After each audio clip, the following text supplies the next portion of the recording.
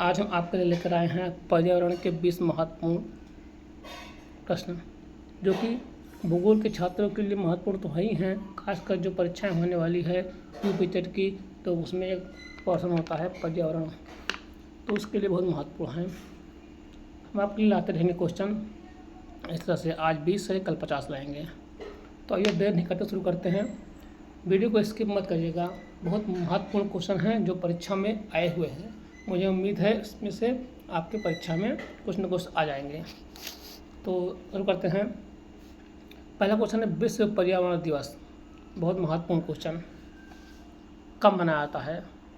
तो विश्व पर्यावरण दिवस मनाया जाता है 22 अप्रैल, 5 जून, 16 सितंबर, 2 फरवरी। तो इसका जो राइट आंसर होगा आपका नीचे दिया हुआ है 5 जून। ठीक, तो 5 जून को विश्व पर्यावरण प्रत्येक वर्ष 5 जून को मनाया जाता है। शुरुआत इसकी कब हुई है? 1972 से हुई है। ठीक है। अगला क्वेश्चन है ओजोन परत। ओजोन परत अब नाम सुना होगा। पृथ्वी के ऊपर ओजोन परत होती है। जैसे मान लीजिए ये गोला है, ये पृथ्वी है, तो पृथ्वी के ऊपर ये आपका एक मंडल है या क्षोभ मंडल, उसके बाद ये आपका समताप मंडल है। समताप मंडल है, समताप मंडल। ठीक है, समताप मंडल।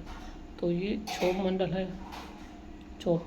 तो ये जो ये स्थान है समताप, क्षोभ मंडल के ऊपर, समताप मंडल के नीचे इस स्थान पर। ठीक है, ये आपका ओजोन परत पाई जाती है। ओजोन गैस की संख्या अधिक पाई जाती है। अगर देखा जाए इसकी ऊंचाई धरातल से तो है तो 50 किलोमीटर तक, लेकिन सबसे अधिक ये आपका ये 15 से 35 किलोमीटर में सर्वाधिक पाई जाती है। तो ये ओजोन परत है। अब यहाँ पर सवाल पूछा गया है कि ओजोन परत किस गैस से बनी है? तो ऑप्शन आपका है oxygen, O2, nitrogen, ozone, O3, carbon dioxide. तो इसका राइट आंसर होगा ये ओजोन के 3 अणु, ऑक्सीजन के 3 अणुओं से बना हुआ है। ठीक, O3। ठीक, O3। ओजोन परत सूर्य की पराबैंगनी जो किरणें आती हैं सूर्य की, उससे हमारी धरती की रक्षा करती है। ठीक है, पृथ्वी है और ये आपका सूर्य है। तो सूर्य से जो किरणें निकलती हैं ये अगर डायरेक्टली धरती पर नुकसान करेंगी, तो इसीलिए इसके ऊपर जो समताप मंडल है, समताप मंडल में ये ओजोन गैस पाई जाती हैं। ये धरती पर जो डायरेक्ट किरणें आती हैं पराबैंगनी, उनसे धरती की रक्षा करती है। तो इसका राइट आंसर हो गया क्या होगा आपका? ये तीसरा होगा। अगला क्वेश्चन है नंबर 3। ग्रीन हाउस प्रभाव के लिए सबसे अधिक उत्तरदायी कौन सी है गैस? तो कार्बन डाइऑक्साइड, ऑक्सीजन, हाइड्रोजन और हीलियम। तो इसका राइट आंसर होगा आपका ये कार्बन डाइऑक्साइड ग्रीन हाउस के लिए। ठीक है, CO2 क्या है? वैश्विक तापन, ग्लोबल वार्मिंग का प्रमुख कारण है। इसमें क्या होता है दोस्तों कि मान लीजिए ये पृथ्वी है, ठीक है, तो इसमें क्या होता है, सूर्य किरणें होती हैं जो धरती पर आती हैं, लेकिन इसको जा नहीं जाती हैं। और ये क्या होती है, कार्बन डाइऑक्साइड मुख्य ग्रीन हाउस गैस है। ये धरती के तापमान को बैलेंस करती है। ठीक, लेकिन अब कार्बन डाइऑक्साइड की जो सांद्रता है वो बढ़ रही है कि हम लोग पेड़ काट रहे हैं, प्रदूषण कर रहे हैं, धरती का तापमान भी इसलिए गर्म हो रहा है। राइट आंसर क्या होगा? ए होगा। अगला क्वेश्चन है आपका चिपको आंदोलन। चिपको आंदोलन आपको याद होगा, बहुत फेमस क्वेश्चन है, परीक्षा में पूछते हैं। किससे संबंधित है? जल संरक्षण, वन संरक्षण, वन्य जीव संरक्षण, ऊर्जा संरक्षण। तो चिपको आंदोलन वन संरक्षण। ठीक है, इसमें क्या हुआ है कि चिपको आंदोलन पेड़ों की कटाई से, ये राजस्थान में है और पेड़ों की कटाई राजस्थान में शुरू किया था।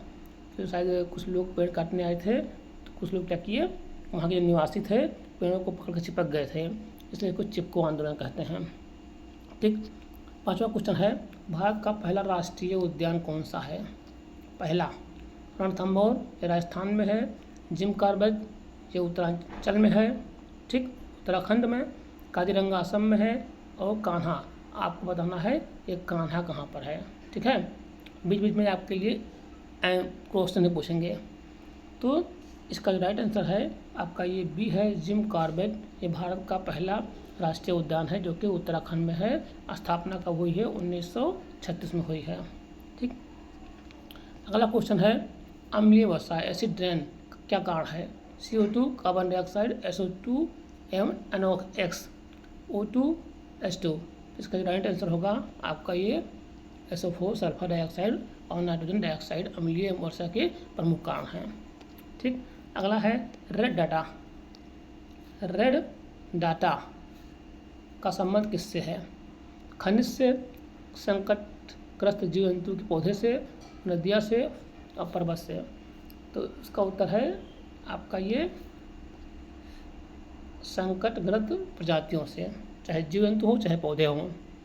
इससे क्या होता है, जो जीव जंतु हैं चाहे पौधे हों चाहे सजीव वस्तुएं हैं, ये जो विलुप्त होने वाली हैं, जो ख़त्म होने के कगार पर हैं, जैसे चीता अपने यहाँ से विलुप्त हो गया तो उनको इसमें शामिल किया जाता है। ये सूची बनाता है कि फला जानवर, फला वनस्पति विलुप्त होने वाली है, सूची बनाता है, उसे कहते हैं रेड डाटा बुक कहते हैं।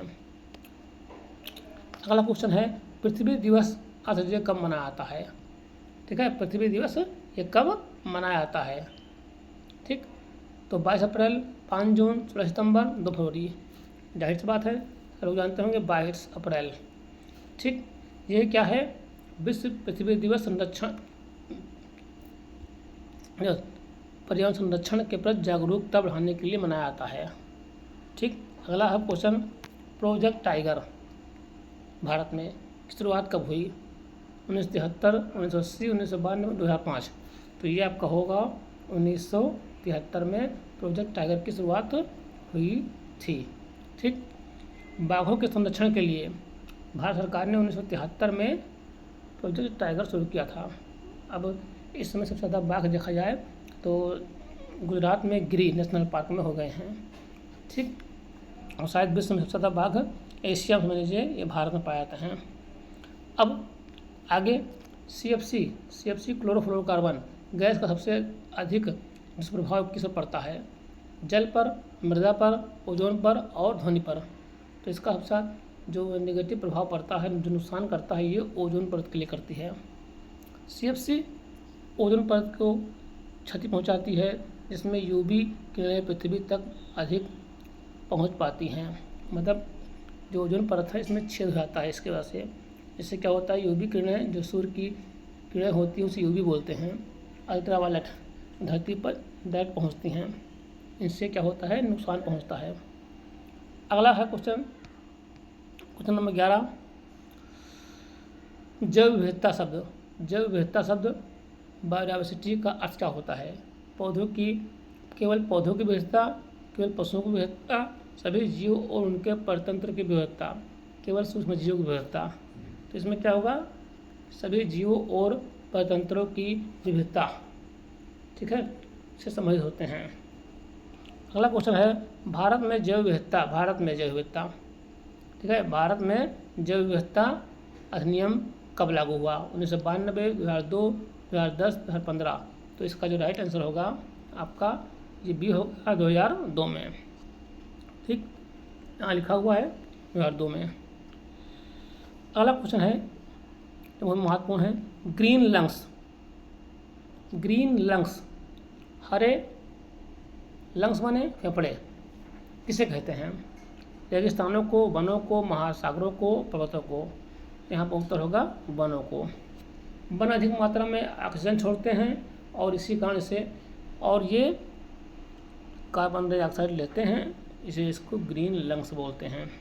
ठीक, अगला क्वेश्चन है भारत में कौन सी नवीकरण ऊर्जा, रिन्यूएबल ऊर्जा का स्रोत है? कोयला, पेट्रोल, सौर ऊर्जा, प्राकृतिक गैस। नवीकरण मतलब होता है जो कभी ना, उसको दोबारा प्रयोग कर सके, जो कभी ना ख़त्म हो। तो इसमें से आप देखिए, कोयला ख़त्म हो जाएगा, पेट्रोलियम ख़त्म हो जाएगा, गैस ख़त्म हो जाएगा, लेकिन एक चीज़ है जो सौर ऊर्जा, ये कभी ना ख़त्म होने वाली ऊर्जा है, इसलिए सौर ऊर्जा एक नवीकरण है। सौर ऊर्जा के अलावा से पवन ऊर्जा, ज्वारीय ऊर्जा, ठीक है, उसके बाद फिर भूतापीय ऊर्जा, भूतापीय, ठीक है। तमाम इस तरह से ऊर्जा हैं जो कभी नहीं ख़त्म होने वाली हैं। इसका उत्तर होगा सी। आगे बढ़ते हैं, बहुत इंपॉर्टेंट क्वेश्चन है, पक्का आएगा। मॉन्ट्रियल प्रोटोकॉल किससे संबंधित है?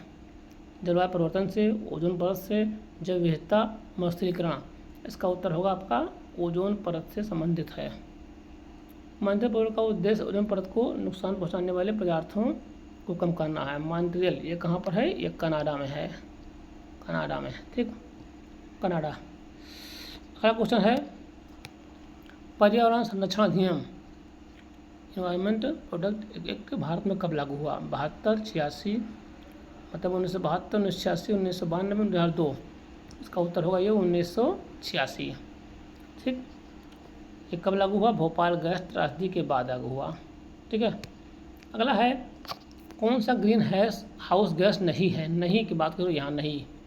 Methane, carbon dioxide, nitrous dioxide, nitrogen. यहाँ पर कौन सा है? N2 नाइट्रोजन, ये आपका methane gas, sorry green house gas नहीं है।